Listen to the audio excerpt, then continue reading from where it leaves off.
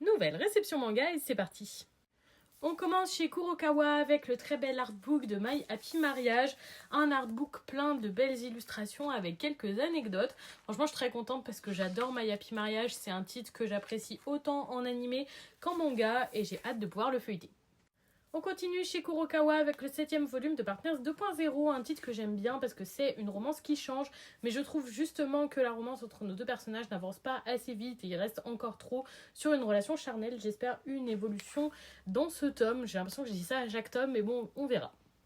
On passe à mon chouchou, le 13e tome d'Oshinoko, un énorme coup de cœur pour moi et un de mes mangas préférés. On arrive vraiment dans le dernier acte avec ces derniers tomes et j'ai très hâte de voir comment cette incroyable histoire va être conclue. Donc ça, c'est sûr que je vais le dévorer très vite. On termine chez Kurokawa avec le 8e volume de Père Fouettard Corporation. Comme tous les mois de novembre de chaque année, on a un tome de Père Fouettard qui sort. C'est vraiment un titre qui a une parution très lente et pour autant chaque année, en fin d'année, j'attends ultra impatiemment la suite. C'est une histoire très originale et hyper prenante. J'ai jamais rien lu dans ce style et franchement, je dois dire que j'adore.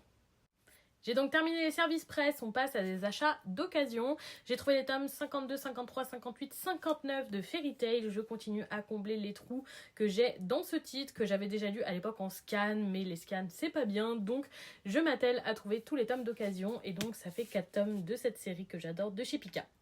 On passe à des achats neufs, c'est les achats de mon copain. Tout d'abord, il a acheté le 29e volume de Naruto dans son édition Hokage. Pour ma part, j'ai abandonné la lecture, mais lui, il continue, il est plus très loin parce que la série sera terminée 32 tomes et c'est édité chez Kana. Il a également acheté le 6e volume de Dragon Ball en édition full color, donc comme le titre le dit, tout en couleur, édité chez Glénat. Et donc là, on est toujours dans l'acte l'enfance de Goku. Pour ma part, je ne lis pas, mais lui, il apprécie et il trouve la lecture plus sympathique et plus rapide que l'animé. En autre petite trouvaille d'occasion, j'ai trouvé les tomes 3 et 4 en édition reliée des chroniques de Bridgerton, édité chez J'ai lu.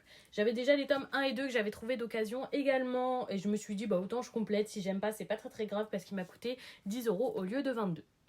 J'ai également trouvé d'occasion Showstopper, édité chez Bayard. C'est vraiment un titre qui a l'air assez sanglant et assez violent dans l'univers un peu du cirque, dans un futur assez étrange. J'ai lu le synopsis dans le magasin, il m'a fait super envie. En plus, il m'a coûté que 6 €, donc c'est tout bénef. En achat neuf, j'ai acheté le 4e volume de Hunger Games, donc la balade du serpent et de l'oiseau chanteur, dans son édition reliée, édité chez Pocket Jeunesse. J'avais déjà ce titre, mais en édition brochée, et donc je voulais être raccord avec mes autres éditions reliées. Et donc voilà pour cette réception. Dites-moi si vous comptez lire certains de ces titres ou certains vous tentent. Bonne soirée tout le monde!